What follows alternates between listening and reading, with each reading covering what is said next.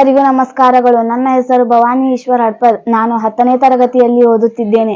ನಮ್ಮ ಶಾಲೆ ಹೆಸರು ಶ್ರೀ ಉಜ್ಜಯಿನಿ ಜಗದ್ಗುರು ಸಿದ್ದೇಶ್ವರ ಪ್ರೌಢಶಾಲೆ ವರೂರು. ಈ ಚಟುವಟಿಕೆಯಲ್ಲಿ ನಾನು ಸೋಡಿಯಂ ಕ್ಲೋರೈಡ್ ಹೇಗೆ ಉಂಟಾಗುತ್ತದೆ ಎಂಬುದನ್ನು ತಿಳಿಸಿಕೊಡುತ್ತಿದ್ದೇನೆ.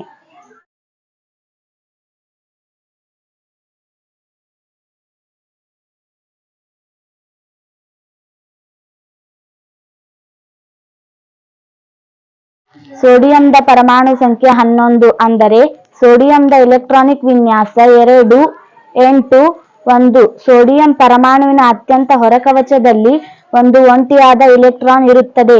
ಇದನ್ನು ಹೊರಹಾಕುವುದರ ಮೂಲಕ ಸೋಡಿಯಂ ಧನ ಅಯಾನು ಆಗುತ್ತದೆ ಮತ್ತು ಅಷ್ಟಕ ವಿನ್ಯಾಸವನ್ನು ಹೊಂದುತ್ತದೆ. ಅಂದರೆ ಕ್ಲೋರಿನ್ದ ಪರಮಾಣು ಸಂಖ್ಯೆ 17. ಇದರ ಇಲೆಕ್ಟ್ರಾನ್ ವಿನ್ಯಾಸ 2 8 7.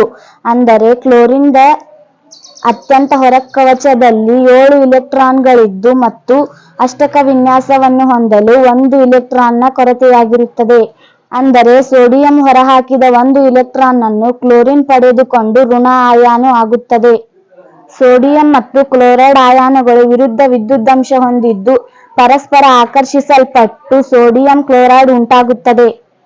ಈ ರೀತಿಯ ಇಲೆಕ್ಟ್ರಾನ್ಗಳು ಲೋಹದಿಂದ ಅಲೋಹಕ್ಕೆ ವರ್ಗಾವಣೆಯಾಗುವುದರ ಮೂಲಕ ಉಂಟಾಗುವ ಸಂಯುಕ್ತಗಳಿಗೆ ಅಯಾನಿಕ್ ಸಂಯುಕ್ತಗಳು ಅಥವಾ ಇಲೆಕ್ಟ್ರೋವಲೆಂಟ್ ಸಂಯುಕ್ತಗಳು ಎನ್ನುವರು. ಧನ್ಯವಾದಗಳು.